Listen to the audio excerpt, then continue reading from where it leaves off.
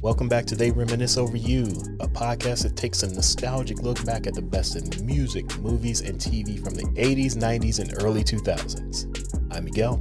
And I'm Christina. And today we're going to talk about some of our favorite unsung heroes. The backup singers and dancers that were technically in the background, but made a big impact in the foreground. They certainly did. Yes, they gave us some catchy hooks to sing along with, some dance moves, and fashion looks to copy. And I know all of them. All right. Are you ready to get into it? Let's do it. So a lot of people that we now call stars were once background singers and backup dancers. Yep. And if you listen to some of your favorite songs or watch some old music videos, you're going to recognize some voices and faces that you may not have noticed before. Yeah. And when you do notice it, you can't unhear it. Because this has happened to us many times. Yeah. Like when we meant to talk about someone and then we're like, wait a minute. All of a sudden, I hear Faith all over this Usher Yes. album. How did I never notice this? Exactly. So there's a lot of names just like that we didn't know at the time, but went on to be big stars. Like Whitney Houston, Mariah Carey, Mary J. Blige, as you said, Faith Evans.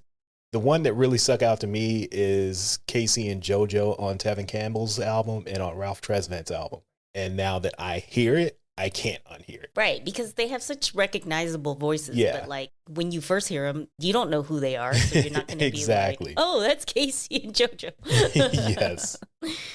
On the dancing side, there's Jennifer Lopez. Yes, probably the most famous. Michael K. Williams. And Rosie Perez. And there was one that I didn't know he was a dancer until a couple days ago. And he's not as big a star as the rest of them, but he's still known. Flex Alexander was a dancer for Salt and Pepper for like 3 years before he got into stand-up comedy. I didn't realize he was a dancer too. Like I saw him in a couple videos, but I didn't realize that he was a dancer. Yes. By the time I recognize him in videos, it's like, oh, that's Flex. Right. And that's where the name Flex comes from, is from his dancing. Okay. Yeah, I was shocked to see that one recently. I think for me, the surprising one was Mary J singing background on a Jeff Redd song. Because, like, I knew her from Father MC. Yeah. But I remember I was just listening to the You Called and Told Me, just listening to it. And then I just all of a sudden clearly heard her. That's funny. And I was like, wait a minute. That's Mary J. Blige. I mean, it's not surprising because he was, like, on Uptown, right, too, right? But just hearing it out of nowhere after listening to the song, who knows how many times. Yeah. Because I remember I told you. Yeah. And I was like, you got to listen to the song and listen to it at that, timestamp. That's Mary, isn't it? Yeah. Before you pointed it out, I had never noticed it before. Yeah. Because it's not like I'm listening to Jeff Redd a lot at this day and age. Yeah. But even when the songs were out, I never paid attention to it. I think it's also like we always say, we just have better headphones now, too. Yeah. And again, of course, now that they are established, we just know their voices. Right. I think the biggest surprise for me was finding out that Michael K. Williams was a club kid. Yeah. And dancing in videos for like Crystal Waters and George Michael and shit. Yeah, like not even like a hip hop dancer. Yeah. He was like doing house music and, flitting around the dance floor. Because I had only known of him as the actor with the scar on his face playing Tupac's brother and Bullet and On the Wire and all these other things that he's done. And then you find out that he's a dancer. Right. Like you said, a house music dancer. Ballroom type graceful dancer. Yeah. So that was surprising to me because it's completely opposite of all the roles he had up to that point, which came because of the scar. Which gave him a certain look. Yeah, which allowed him to play these thug roles, but he actually got the scar in a fight at a club. So it's funny how that works out that way, that we don't even know where these people come from a lot of times and just assume that this is who they are. And then there's a video that came out of him dancing in the park right before he passed. And it's like, that's who he was. Right. Not Omar. Yeah. Club kid at heart. Exactly. So not all of these stories have superstar endings where they go on to become big stars, but a lot of these folks that we're going to talk about were able to carve out recognizable careers that we paid attention to. So even if they weren't like quote unquote big stars or household names, they still left like an impact and had their place in changing the culture. Exactly. So we're going to take a quick break, but when we come back, we're going to take a look at some people who were in the back who didn't quite make it to superstar level, but like you said, still had a positive impact. So we'll be back. We wanted to take a minute to make a small request of all our listeners. If you're listening to us on Apple Podcasts, Spotify, Good Pods, or Podchaser, leave us a 5-star rating. You can also leave a review as well on Apple, Good Pods, and Podchaser. Ratings and reviews will help us with discoverability, and we want to get this out to as many like-minded folks as we can. We want to get on the first page of these podcast apps. And to move up on the charts as well. So help us get the word out. Make sure to follow and interact with us on social media. We're at Troy Podcast on the gram and the bird. Also, check out our website, troypodcast.com. It's where we post links to a lot of the things that we mentioned in the show, as well as transcripts and themed playlists that supplement our episodes and more. Thank you again for your support. Okay, we are back. So right now we're going to get into some background singers who added a little zhuzh to some of our favorite songs. So Zhuzhed it. Yes, and they sprinkled a little stuff on it like Salt Bae. So who do you have up first? Well, I think the first person we have to talk about is Tammy Lucas, because I feel like we always talk about her anyway. Somehow she makes her way into our episodes a lot. And I feel like she was kind of the inspiration for this episode too, wasn't it? Where we were like, you know what, we got to find a way to talk about her and people like her. Yeah. So, as I said, we always find a way to kind of work her in, because she's kind of just like in a lot of things that we liked. Yeah. And artists that we've talked about. So, you know, you'll hear her in 2 versions of Is It Good to You? Yes. Heavy D's version, and then her own full song version with Teddy Riley. Right. Once again with Tribe Called Quest. She did a lot of stuff. See, I actually didn't know how much work she was doing with the Neptunes. So that was new to me. I didn't realize she did a lot of like songwriting and stuff as well. And you sent me a link to the Use Your Heart reference track. And I guess that kind of explains why we also hear her in a lot of album cuts, but then she gets taken out in like the video version. Once the videos come out, she's no longer on it. So I guess that explains some of that. But to me, you know how people always talk about like 90s fine, which is like, you know, Nia Long and Lorenz Tate and people like that. To me, I feel like Tammy Lucas's voice is like the soundtrack to 90s fine. Does that make sense? I get what you're saying. That does make sense, because of all the stuff that she was on. For example, her being on Heavy D's Is It Good to You is a perfect representation of 90s hip hop / R&B. Right. And she fit into the song perfectly. And then like the version with Teddy was actually on a soundtrack of one of those 90s I don't remember movies. which movie it was, but I think it was Juice. Maybe, but it was one of those, you know, 90s movies. So I think like she literally was on the soundtrack of 90s Fine. Like if it was Juice, you know, that's 90s Fine. We got Omar Epps, we got Tupac, you know, like all of the favorites. The other thing that I completely forgot about, because I think I always associated her with more of these kinds of songs, is that she did the what part for Noriega. Oh, that's her. I always thought that was Khalees. I just assumed it was Khalees for some reason. Tammy Lucas. Oh, okay. Yep. Which makes sense because she was working with the Neptunes. She was. I just assumed it was Khalees this whole time. I just found that out while we were doing this. Yeah. That's funny. I'm like, oh, that does sound like her, and it makes sense because she doesn't usually sing like that. I guess because she's only singing one word. True. That it's not as obvious. Yeah, I'm going to have to listen to it again. Now, when you listen to it again, knowing that, you'll hear it's her, not Khalees. Right. What? Yeah, my favorite of hers is Once Again, because Tribe Called Quest, obviously. Yeah. But yeah, that's me. So that's your favorite moment then? Yeah, for Tammy Lucas, that's my favorite moment, is her on Once Again. Okay. And mine is both versions of Is It Good to You? Okay. To me, that's like the soundtrack of the 90s Fine and the lady hook singers. All right. What about you? Who do you have up next? Well, the way you would always bring up Tammy Lucas when we do things like this, I'm always talking about Vinia Mojica. Yes. who is on De La Song's Tribe Called Quest, Pete Rock and CL Smooth. When it comes to her, I just like the way that she kind of blends into the songs rather than bullying her way into it, like you said, KC does when he's doing background vocals. His background vocals are foreground vocals. Yeah.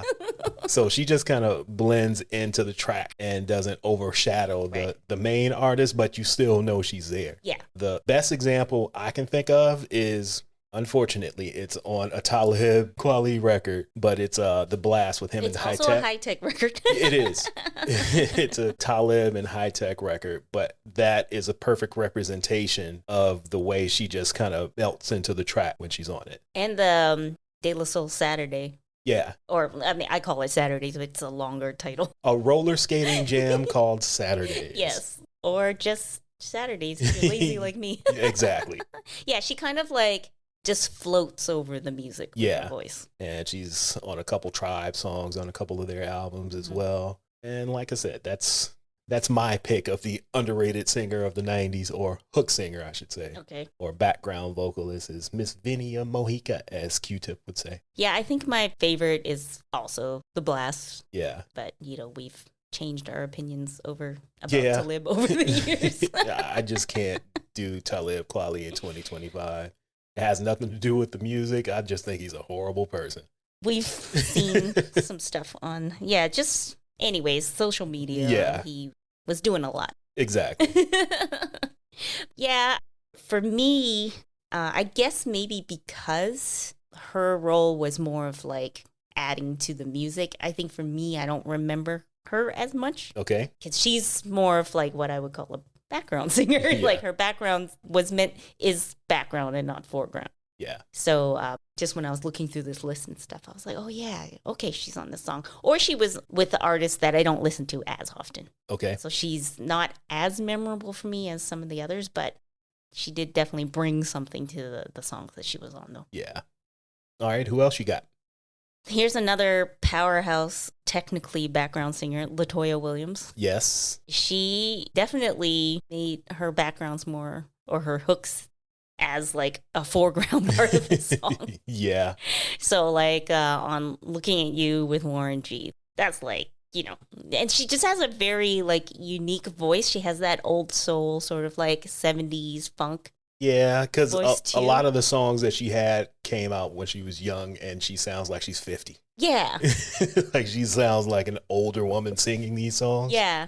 And she's not. And I think the style of her voice also makes sense that she was doing a lot of stuff with like Snoop and Warren G, because a lot of times they kind of pulled from that 70s funkadelic and stuff too. So that really made sense. So the Looking at You with Warren G, Ballad of Jimmy Bones on the Snoop's movie Bones, which I've never watched. And then would you like to talk about what happened when you listened to her singing My First Love?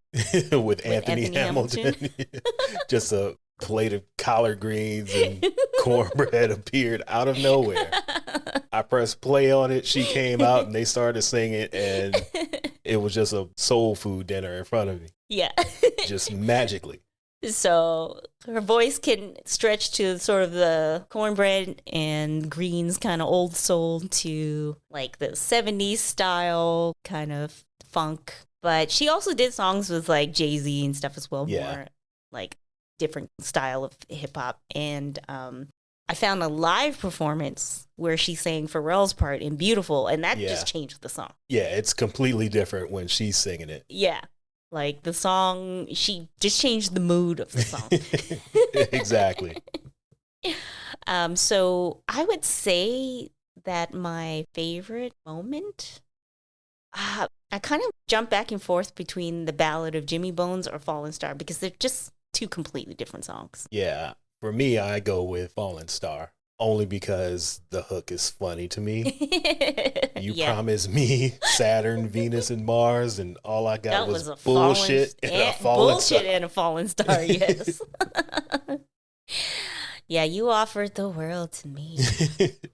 And all I got was bullshit and a fallen star. Venus, Saturn, and Mars. Yeah, that's a good one, too. Yeah, so that's the one I go with. I guess it depends on my mood, because that one's up-tempo and the Ballad of Jimmy Bones is kind of melancholy. Yeah. So I think, yeah, it depends on what am I in the mood for. But she's one of the, I think like, she's one of those, the hook singers where, see, sometimes when you hear them sing a full song, you're not used to it. You're like, oh, you're doing a verse. Yeah, right. Whereas with LaToiya, I found that the transition was easier from hearing her sing a hook to hearing her sing like a full song. Yeah. Like, I don't know how to describe it, but it just made sense with her doing both. So next up, I'm going to bring to the table Jewel, also known as the First Lady of Death Row Records, because she was like one of 3 or 4 singers that the Death Row crew would rotate in and out on their records. Her, Val Young, who we were talking about a couple minutes ago, and somebody whose name I cannot ever think of, but she was part of that mix too. Yeah. But all the stuff that she's been on. She even goes back to some of Dre's production from the NWA days too, because she's on the Niggas for Life album on I'd Rather Fuck You. Yes. And which YouTube made me sign into to listen. That's funny. Or at least the one link that you sent me. I refused to sign in, so I was like, I know what this song sounds like. I don't need to. Right. I'll just listen to something else. And then she's on Dre Day, the Who Am I by Snoop, Just Dip In. That's probably my favorite song with her on it, is on Snoop's album. And it's her and Snoop and Dr. Dre, Just Dippin'. Okay. Either that or What Would You Do by the Dog Pound. I like Dre Day. Because as folks like to say, she was singing like the Mert was due. At the end. And then just ends up, yeah. Like she's just out of breath. Yep, I'm done. She gave it her all. That's all I can give you. That's why they put her right at the end. Yeah. They're just like, let her close it out. Exactly. Oh, man. So I have one more before we go to another break. Okay. And it's someone whose career didn't go as far as other people did on this list, but she made an impact. Miss Shatasha Williams on the Thuggish Ruggish Bone. And she let us know who she was when she was shouting out everybody in Bone Thugs and Harmony. It was like, and me too. Yep. Shatasha is definitely in the house. She let it be known that I'm here too. So she's one of my favorites. I didn't even realize this was her on Scarface's Mary Jane. And that's one of my favorite Scarface songs too. But she did that as well. Yeah, I didn't know that until you sent it to me. And I was like, oh, this is the same person. I think one of the funniest things about watching the Thuggish Ruggish Bone video is already when I was watching it, how, they're coming out of the house and then the camera just pans to her and she's just standing there, Thuggish Ruggish Bone. And someone in the comments was pretty much thinking the same thing I was. And they had said, I still can't believe she just pulled up out of nowhere and laid down one of the greatest hooks of all time. Because it's just funny the way she's just standing there singing and the camera just pans to her and she's just standing there hollering. Like I said, that's called cinema. Yes, cinema. Absolute cinema, as the Martin Scorsese meme says. Yeah. So she definitely let it be known. Yes. Well. Go ahead. I was just gonna say, even though they were Bone Thugs in Harmony, she was like, I'm gonna sing though. Exactly. Like I mentioned, she didn't have the career that a lot of other people had. She did have a single called Free. It was a cover of Denise Williams' Free. But unfortunately, it came out like within weeks of Eazy-E passing. So her career kind of just fell off after he was gone. And she was like, you know what? I'm just going to get out of the game. This ain't for me. Yeah, I think what I noticed happened a lot when I was just kind of reading up on some of these people is that, talent isn't enough sometimes. Like things just sort of like happen. Yeah. Like right place, bad right timing, time. Bad relationships, record label stuff. Like a lot of that just sort of happens. Yeah. But we still know them. We do. And they still left an impact. Yes, which is what this episode is about. Yes. All right, so that's a good spot for us to take another break, and we'll be right back. Hi, kids. Do you like fun? Yeah. And bookmarking a bunch of articles you'll probably never read? We're starting a monthly newsletter called Liner Notes. We'll be sharing what we're watching, what we're listening to, throwback YouTube videos, updates on our upcoming projects, random shit you may have missed on the internet, stuff like that. The link is in the show notes, or you can go to troypodcast.com/newsletter. Do it.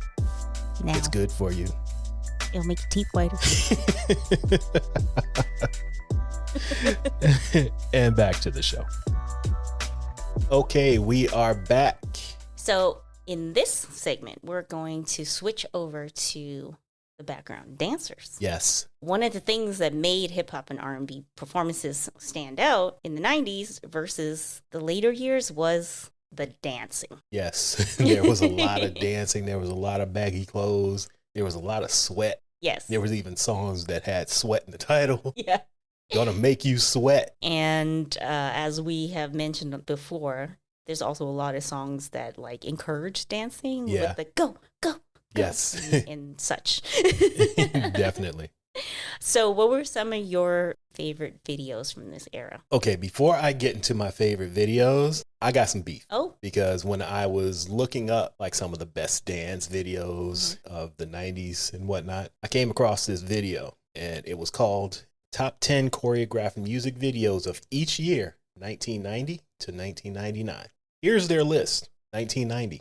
Okay, I could see where they're going with this one, but there were other things that I'm like, this wasn't the best one. Mm-hmm. Vogue for Madonna. Mm-hmm. But here's the problem.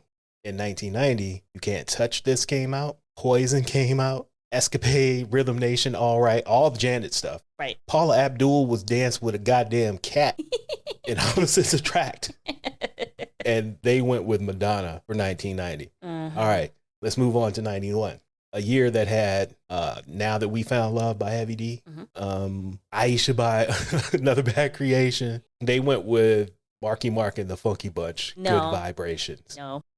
And the songs that I'm talking about are just songs that I pull from like the end of year Billboard list. So there's tons of other songs and other videos that could have been better. 1992, I have no beef with this one. Remember the Time by Michael Jackson. Yeah. That one, I got no beef with. That one, I think most of us will agree with. Yeah. 93, got no beef with that one either. Janet Jackson, If. Yes. So I'm good with that one. Yes. 94, a year that had Creep, 100% Pure Love, and Anything by SWV. They went with Salt and Pepper, What a Man. I liked What a Man. I did like it, but I don't know. If we talking dance though, like it was choreographed, but it wasn't, ooh, that shit is hard. Yeah. 95, I'm cool with this. Michael and Janet, Scream. 96, here's another problem. This is where it really falls off. Jamiroquai, Virtual Insanity. I don't know if you remember the video. I do. But it's basically just JK walking around the room as furniture moves around. Yeah. That was their choice for 96. See, the problem is they're not choosing these videos for the actual dancing. They're just choosing the popular songs. Yeah. Because see, you notice the ones that we agree with are also just commercially popular artists who happen to also have very good dancing. Well, this next one, Backstreet Boys. Everybody, 1997. You know that move I hate. You know that move I hate so much. People who are listening can't see that I'm doing it. She is. But I can see it. I hate it so much. 1998, when Usher had My Way Out. Even Will Smith and Getting Jiggy with It. The dancers with him were dope. Aaliyah, Are You That Somebody? That's all you have to say to me. Janet Jackson, Together Again. Oh, yes, that's another one. Even Mace with Feel So Good. He had some backup dancers. They went with Hit Me Baby One More Time. Yeah, that's the bullshit this video was on. And 1999, I don't even know this song. Let Forever Be by the Chemical Brothers. I know I have heard of the Chemical Brothers. Yeah, I know the Chemical Brothers. I don't know this song or video. Even though people weren't dancing as hard in 1999, I'm sure there's got to be something else. Wasn't the best one. 1999, Destiny's Child. There you go. They got to have something in 1999. There you go. So yeah, that's the list that I had beef with. So now I'm going to give you some of my favorites that don't kind of match up with this list. But this list is probably the same people who thinks that all these dance challenges are really good. Yes. The ones that I always complain about that I see on TikTok. No, the person who made this list is the parents of the people who think that these dance challenges are good. And I'm going to link to it on the website so you guys can check it out too. Like I said, they're not looking at the dancing. They're just, this is a popular song that they like. Yes. that you can dance to. Exactly. So here are some of mine. I'm going to leave Okay. some off because I'm pretty sure you're going to choose them. Okay. But I'm going to go with some of my old school homies that I went to school with, the boys, Okay. with Crazy, when they did the parody of like Michael Jackson and Bobby Brown and all that. You got me going crazy. So I'm going with that. Okay. Janet, we already talked about If. Remember the Time, obviously. But I remember a podcast. I don't remember who it was. It either had to be It's Surreal, A Waste of Time, or Cypher Sounds and Rosenberg, Juan Epstein. Okay. But they had a guest on who was talking about Chubb Rock's video, and his dancer, Hot Dog, was performing. Yes, that's his name, Hot Dog. So he's out there doing his thing, and a gun falls out of his pants and slides across the floor. And I could not remember what podcast this was. And I was like, you know what? Let me try and figure out if I can see which video this could have been. Right. So I pull up the first song, Treat 'Em Right. Yeah. You can see the gun in his pants in the video. I'm going to have to look this up. Yes, we will link to this as well. But there's several scenes where you can see the gun in his waistband. There's even a couple times where he's holding it in place so it doesn't fall out again, most likely. There wasn't a little locker or something he could have put this away. This song is all about positivity and treating people right. And this man is strapped up doing some of the hardest dance moves ever. He's spinning. He's doing flips. He does that little lean that Michael Jackson does in Smooth Criminal. All of that with a gun in his waist. Egregious. Yes, very. But my favorite videos are the MC Hammer videos from those days. Yes. Let's Get It Started. What's the other one? Put Me in the Mix. All the early stuff when he was wearing like the linen suits and sweating through them in the videos. Those are my favorite. Okay. That's a solid list. I think so. Of course, I think your favorites are, some of them at least, are a little older than mine. Yeah, well, that's why I left Yeah. some off for you to talk about. Okay. So for me, I think I probably like some of the things that the earlier ones that kind of got me interested in dancing was obviously like Michael Jackson, Beat It and all that stuff, right? And back when they were doing like prime time premieres of videos and stuff. Yeah. So those ones, and like even like Janet Jackson's early stuff, Pleasure Principle, Paula Abdul. But I think when it really started for me, where it went from entertainment to like, I want to do this, was, as I mentioned in the last episode, Biv DeVoe's Poison. Yeah. That was like major for me, where I was like, I want to do this. Right. It's not just like, I just like watching this. It's like, no, I'm going to rewind this video and I'm going to try to figure out how to do this. So it was Poison, and just seeing like the Fly Girls every week too on In Living Color, and really that Bobby Brown Bobby album era. Yeah. All of those videos, Humping Around, That's the Way Love Is, Getaway, all of that. Because I think, around this time, I'm also getting a little older, where I always say this is kind of the age where I'm now forming my own personality. Yeah. So that's probably why those ones impacted me more personally. And that was when I started like actually trying to do it myself, being like, I want to be a Fly Girl. Right. And I think I also really loved that they had this like pretty tomboy style. So it wasn't just the dancing, there was also like a style and a swagger that I really liked. So I loved that they had like a baggy mechanic jumpsuit with combat boots, but then in the next scene they're wearing a short dress with fishnets. Right. So it kind of like combined sort of strong but sexy, and it was cool and fun. So you'll get these hard masculine moves, and then you'll get a body roll, right, or a butterfly. So you can still be hard, you can be soft. Yes. And then of course, obviously Janet Jackson. There was kind of like there was like two styles of dancing. You had sort of this very highly trained Janet Jackson style of dancing, and then there's sort of the looser street style dancing that we would see in like Biv DeVoe and Bobby Brown's dancers and stuff. Yeah. So who were your favorite dancers from that era? When I think about the era, I always kind of just go back to the Fly Girls because there was like, they had a name that was recognizable, and it kind of just encompassed what I liked about really all of the dancers.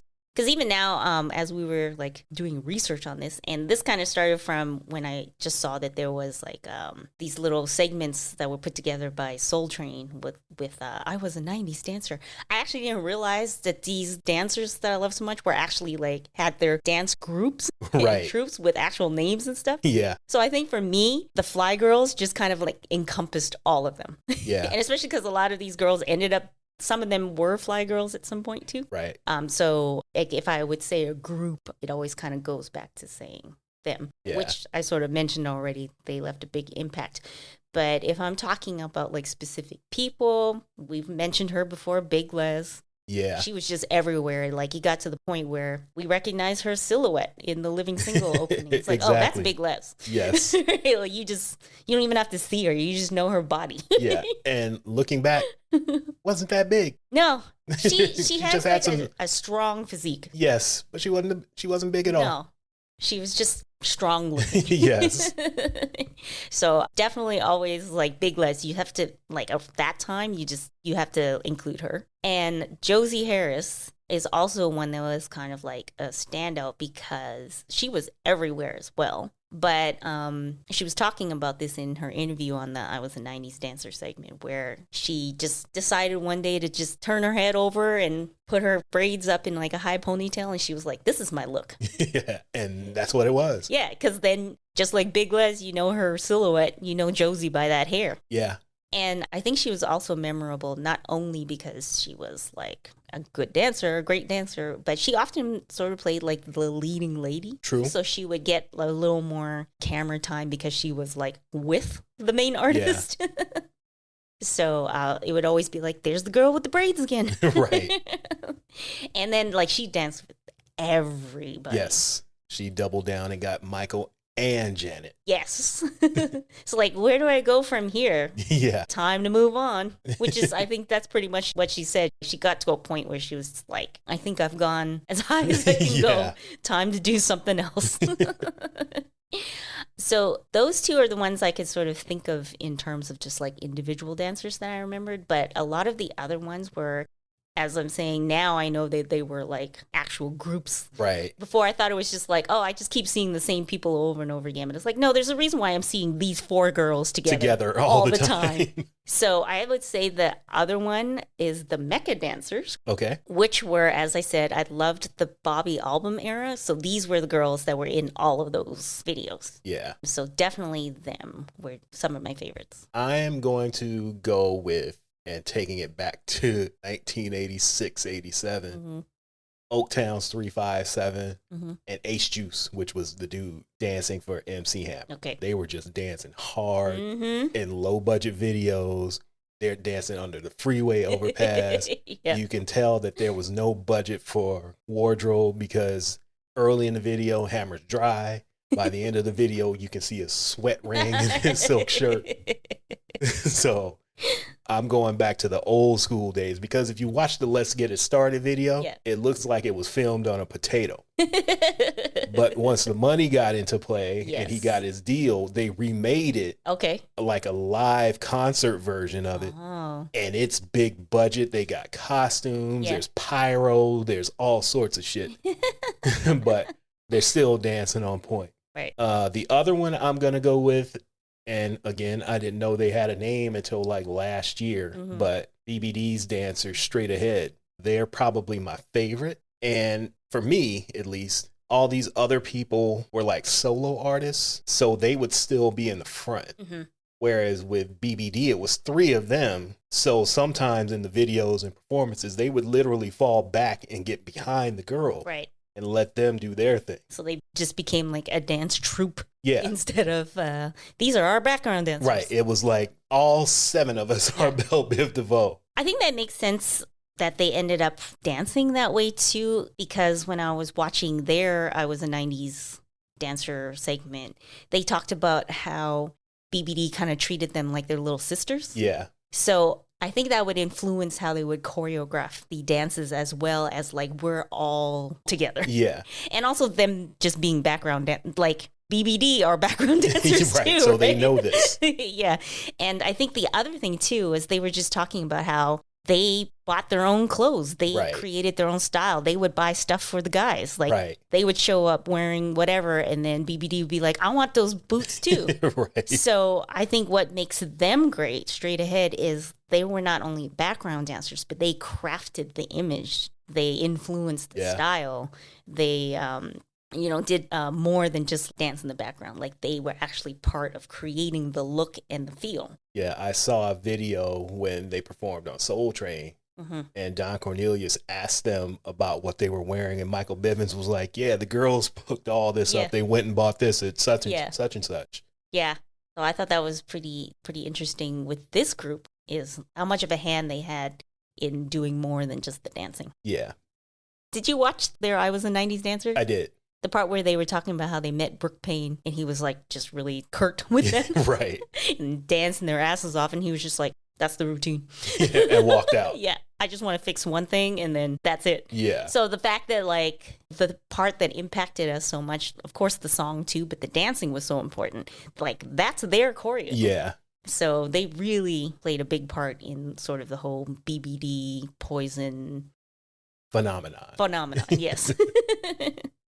So we talked about some of our favorite dance groups, but which artists would you say incorporated dance into their performances the best? This one was really hard for me. And even sitting here thinking about it, I don't know if I can give a good answer, but I'm going to try. Okay. We just talked about BBD and how they would fall back and let the girls get up front and do their thing. But also Hammer, they were just nonstop.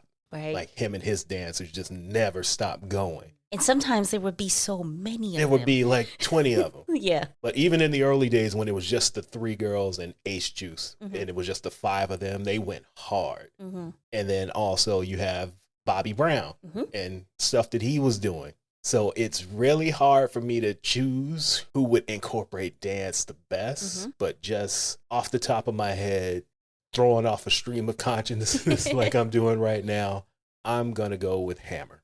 Okay. That's the one that I'm going to choose. Solid choice. I didn't even make an attempt to pick one person. I just said Bobby Brown, BBD, Janet Jackson. That was an easy question for me. Now, if you made me pick one, that would be harder. But I saw the question, and I'm like, Bobby Brown, Biv DeVoe, and Janet Jackson. That's the list. Yeah. And then you got Michael over here. You got this one and that one, TLC. There was a lot. Yeah, there were a lot of other ones, but I think a lot of them were probably influenced by these ones. Or, like you said, just kind of stream of consciousness, first thing that pops into your head. That's it. Yeah, I agree. That's a solid list from you as well. And you know what's funny is, in terms of background dancers, I just realized I didn't really care for the male dancers that much. It was always the women that I was watching for. Yeah. Like, there were good male background dancers, but not enough for me to, like, remember them, right. per se. But there would be, like, one or two that I, even thinking about now, just remember from different videos, but I have no idea who their names are. Yeah. The only male dancers I can remember are, like, Hot Dog from Chubb Rock. Right. The boys, or like Heavy D and the boys. Oh, those boys. I thought those boys. the boys, the boys. Not the other boys. Not your homies. Yeah, because they had a name, right? And like Big Daddy Kane had Scoop Lover and Scrap Lover, right? So the ones that had a name that were like basically part of the group. Those are the ones that I remember. But there's a few who I have no idea who they are that were just in a lot of videos. I think what made me realize that I just didn't pay attention to the men that much was, aside from if they were like the actual artists, like, you know, Bobby or Biv DeVoe, was I was watching the Humping Around video. You know, I'm watching the girls and then I'm like, oh, there's like 2 dudes on the stage. It's not like I never saw them before, but it's almost like I saw them again for the first time because I was just like, oh, I don't even pay attention to those 2. It was just like, oh yeah, there's a couple men on this stage. And I just like, then I started to watch them and I'm like, see, this is why I don't pay attention to them, because the girls are doing a lot more. Yeah. They were just there to, like, I don't know, balance it out a little, I guess. And in one of these, I was a 90s dancer. Actually, a couple of them. All of the girls mentioned like losing dance contests to a group called GTI, who is the Far Side. Yeah. And mentioning how Imani and Booty Brown were in the Remember the Time video as well. Yeah. So it's the ones who have names are the ones that I remember. Like, I don't remember the Far Side dancing on Soul Train, but apparently they were Soul Train dancers too. Well, just watching all these different dance groups talking about their experiences then, it seems like Rosie Perez and the Far Side were always in the mix somehow. Yeah. Yeah. Like all of them mentioned both of them. Yes. For the most part.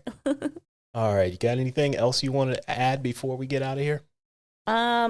If you're looking for some like dance inspiration, don't watch these horrible challenges that are coming out now, because all they're doing is ruining the legacy of these songs. Like, I'm disgusted. Like, I told you I was disgusted last time when I stumbled onto this BBD challenge, but after watching this, I've stumbled into more quote unquote challenges of all these songs, and they're terrible. So they make me upset. What you need to do is, if you see anything with challenge in the title, just ignore it. Just scroll past it. Like if it says, BBD challenge, Janet Jackson challenge, Fly Girls, just go to the original. Because whatever they're doing is not even like an homage. It's just something else. Yeah. All right. So I think that's a good place for us to wrap up. Thank you again for listening to They Reminisce Over You. We try to do this every 2 weeks. So if you come back here 2 weeks from now, we'll have something else for you. Or if you're listening to this after we've released it, just come back. We also have a newsletter called Liner Notes.